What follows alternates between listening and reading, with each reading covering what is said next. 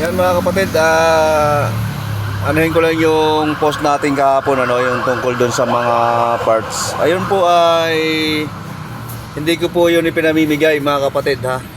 Binibenta ko po yun, mga bago po kasi yun. Hindi ko pa po na naman yung mamigay ngayon, no? Wala pa tayo masyadong punan.